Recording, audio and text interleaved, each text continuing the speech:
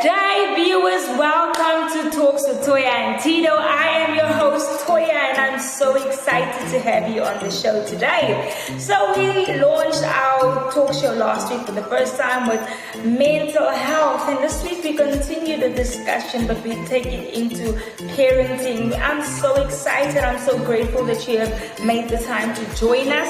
I want to say before we continue, why don't you just go and subscribe so that you know when we have uploaded our next video. And if you know of any artists, if you know of anyone in your community that has started their own business or that is uprising singer, dancer, painter, or whatever that might be, please drop your comment in the comment section so that we can make contact with that artist, because we'd like to feature them on our talk show. But for now, get ready as Tito introduces her and our lineup. On today's lineup, we talk parenthood. Are we raising slaves? Are we raising slaves?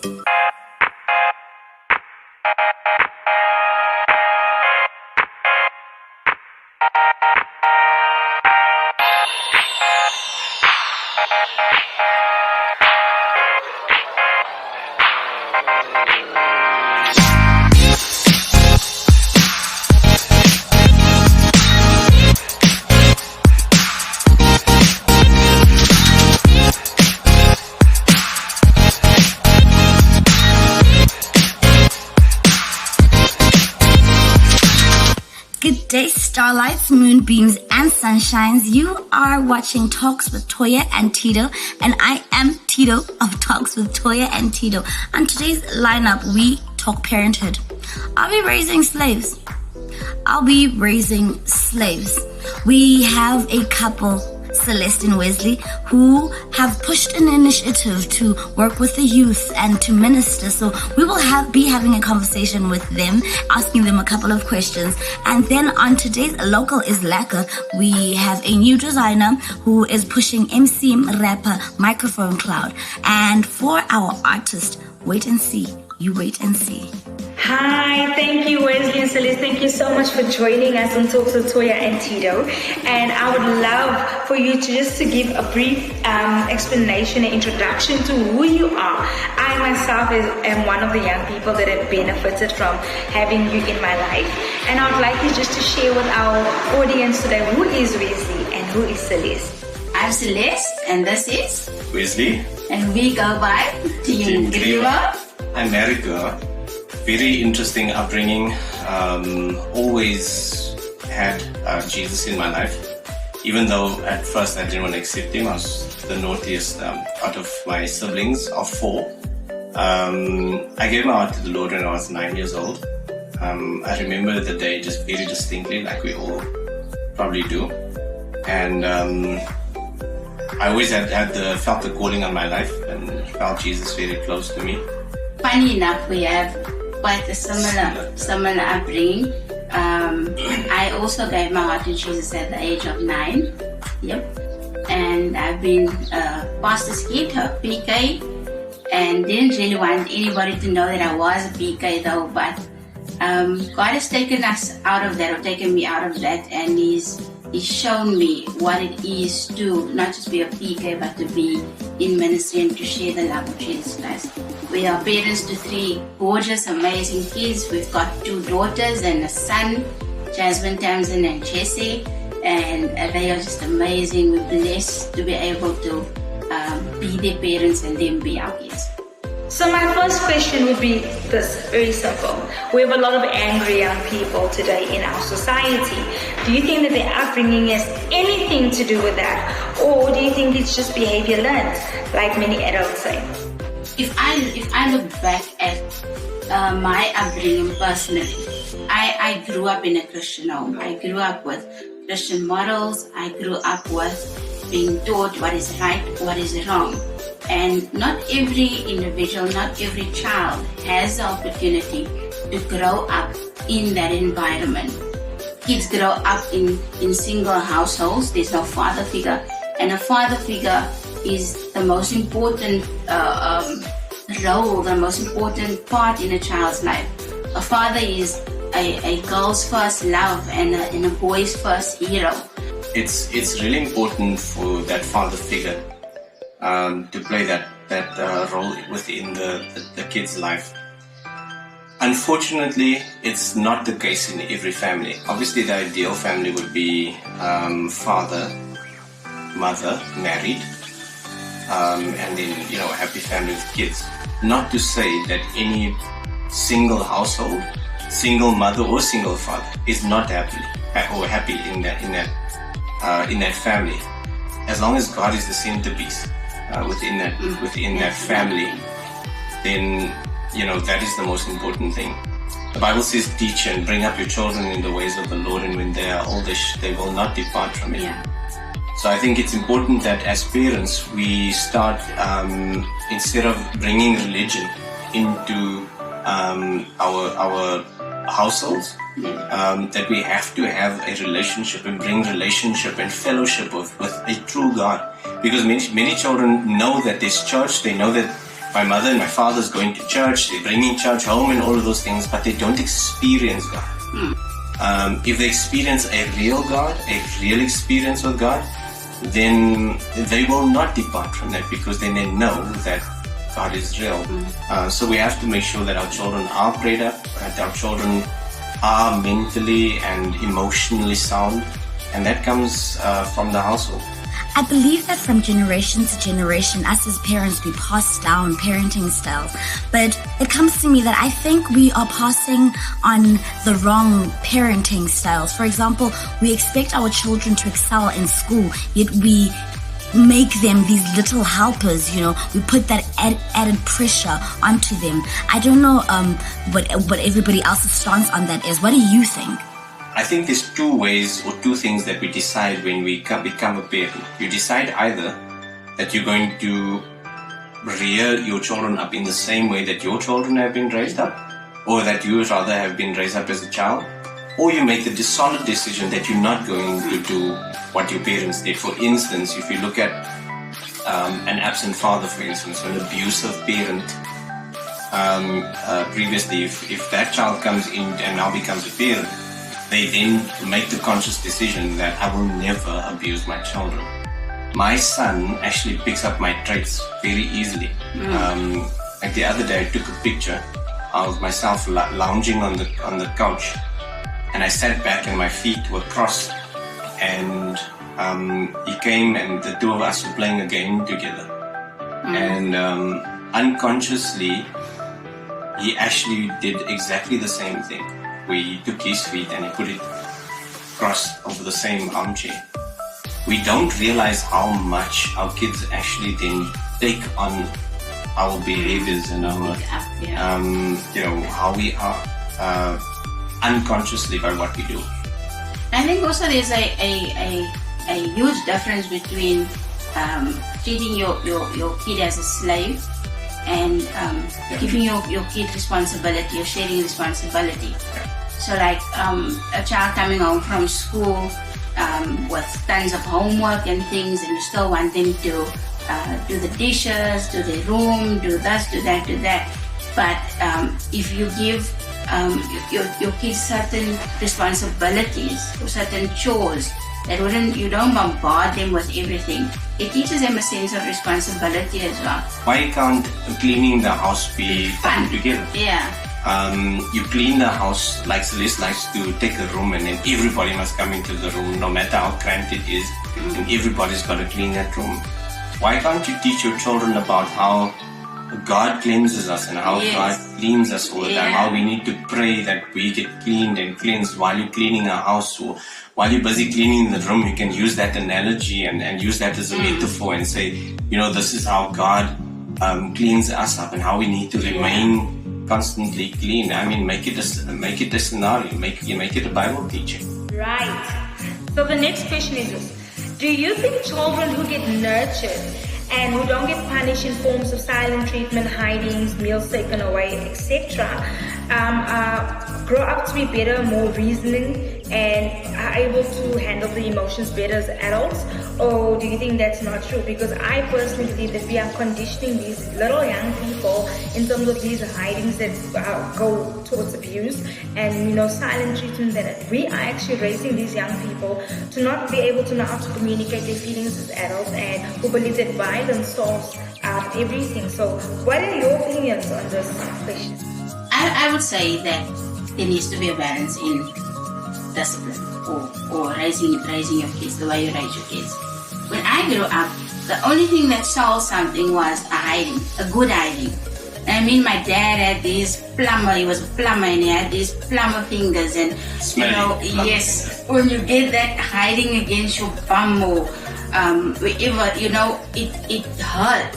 And it actually got you a bit rebellious to some certain extent, because afterwards you were just like, I'm just gonna get a hiding for this and finish. That was the way we actually disciplined our kids, until we realized that the balance between raising your hand. The Bible does say, spare not the rod. But the way you discipline your kids, raising your hand to them, you can spank the kid, but you must use the same hand to, show love. And we turned our ways of discipline around. We actually saw that when we stopped spanking our kids, that we started taking away privileges from them. Like we give them less time with their tablets, or less time on the television, or things like that. And we could actually see the difference in our kids' lives. If you're shouting, if you're screaming, if you are disciplining your children more than you're loving them, uplifting them, there's definitely a problem. You should show more love to your kids than you would disciplining and shouting at them. We know a lot of parents who would actually swear at their children and go to that level of discipline. Yeah. Even to a point where the discipline is actually them taking their frustration out. Yeah. Disciplining their kids because they're frustrated about something completely out of the, that's completely different. So if you're always going to just doll up your kids and to sweep their behavior under the carpet and to not correct them, once they're in the real world and when you're not there anymore, they're going to struggle with because they wouldn't have built up a bit of character. Yeah. And you as a parent will sit with that problem as well. We do know of parents who just allow their kids to unfortunately get away with anything. And if you look at those children today, at teenage level and a bit older than teenage level, they have no sense of respect for their parents because they know that there was no discipline. And when there is discipline between the parents, we also try to make sure that when there is discipline, when I'm disciplining the kids or Celeste is disciplining the kids, that we don't correct each other in front of the kids because then they will start undermining that authority. We are in a training camp, even at home. So sometimes it becomes a boot camp. Yeah. But I remember the days in my life when I used to be disciplined. My dad used to tell me to go and prepare myself for an hiding. I don't know how on earth. Put some books in you go prepare yourself for hiding. That is psychological warfare, first of all. Yeah, so there's a huge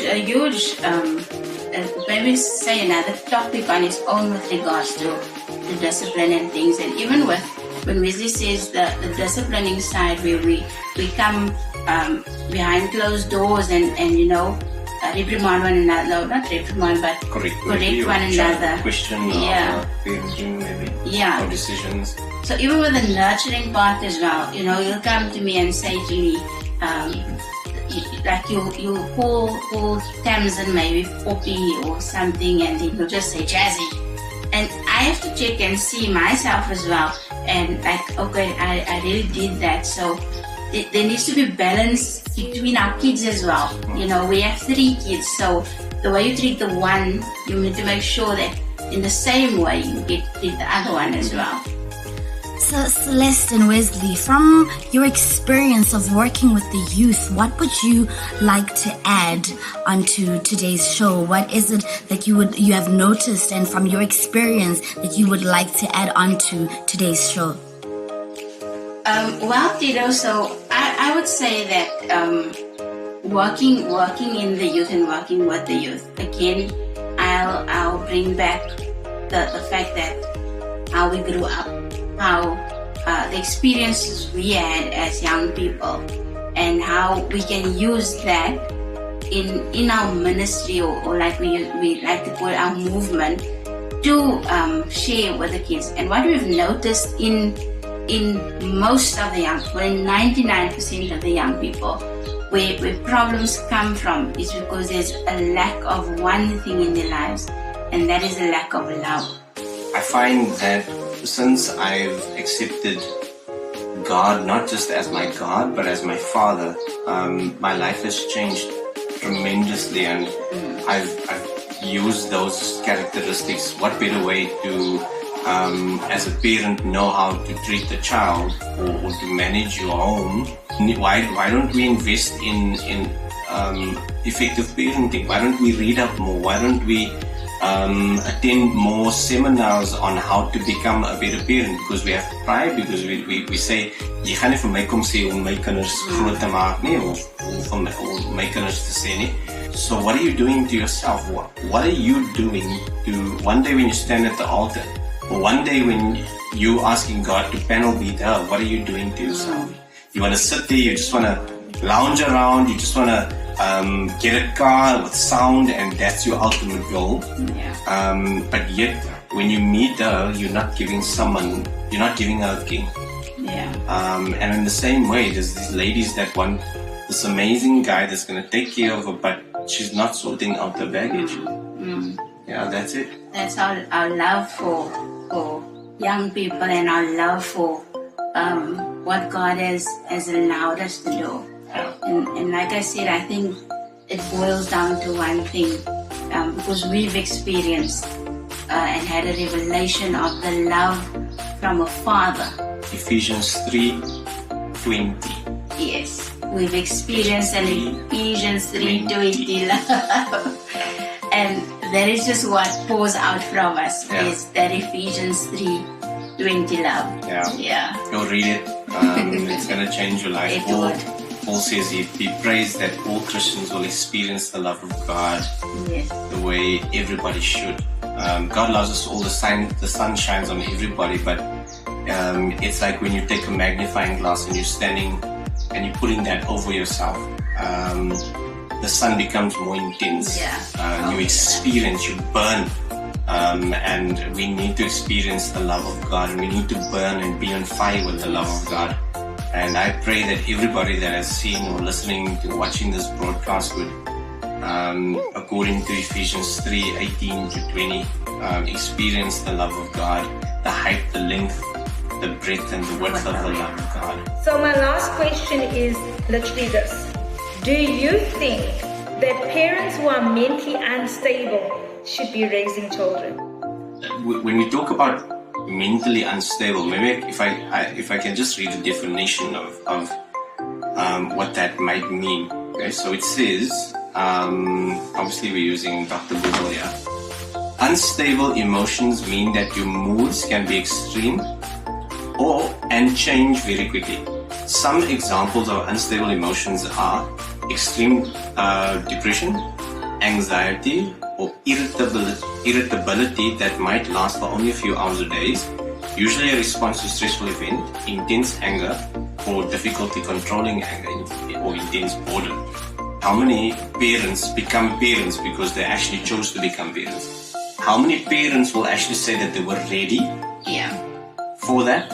And if somebody is mentally unstable, it's a very, very difficult question to answer, and because if, like we read the definition, if you are already a parent and you become depressed, or if you have spates of anger, or because you have a stressful job, Does that mean now that you can turn off the parenting and then unfortunately lock your kids away and switch them off?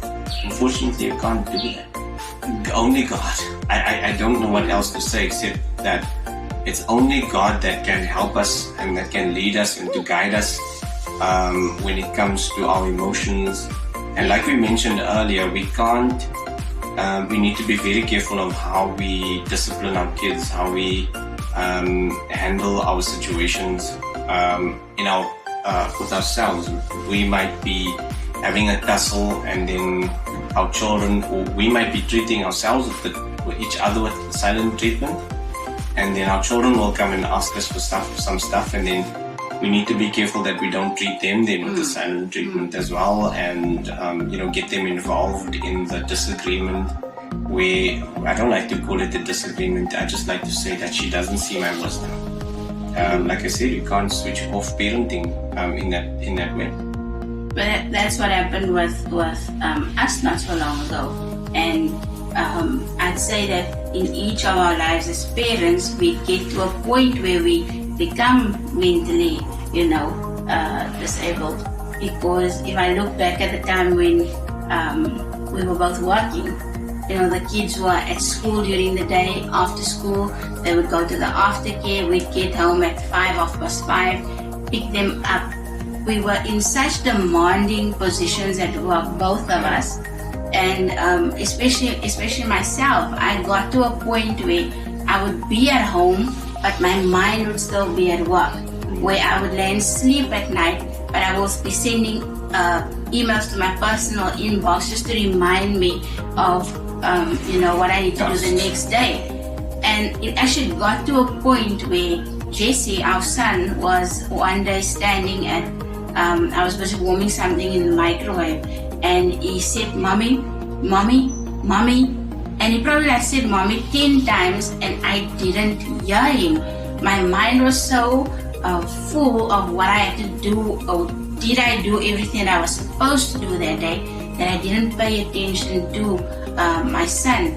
And I'd say to a certain extent that would classify as being mentally disabled, because your mind is so full of everything else around you that you neglect to take care or to show that affection or attention to your kids. Unfortunately, we live in a very, very difficult society and a very difficult time where parents are having a really hard time trying to balance it. And like I said, it's only just God that can help us through that. Yes.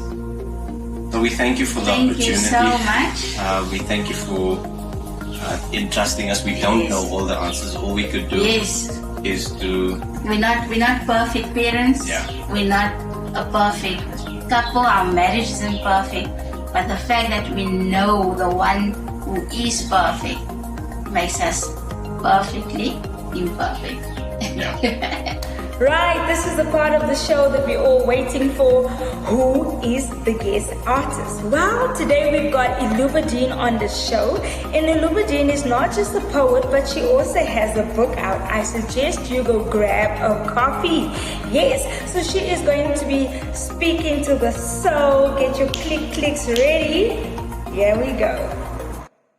Little minds read, I say, even if it's a sneak peek of ancient Greek, little minds read. Try to run up the hill with Jack and Jill, little minds read. Help Jack with his tree beans, plant seeds, little minds read. Become brighter than Snow White, little minds read. About Cinderella and a glass slipper, be her toe tripper, little minds read. About the 3 bears and Goldilocks, take sidewalks with the princess and the frogs, little minds read. About the princess and the pea, find beauty in every beast and see your humor increase, little minds read. Huff and puff with a fox, build houses of straws, bricks, sticks and stones, little minds read. Little minds read, I say, wander the woods with Hansel and Gretel, eat all the witches' goods, and make up stories of your childhoods. My name is Ellubedine May.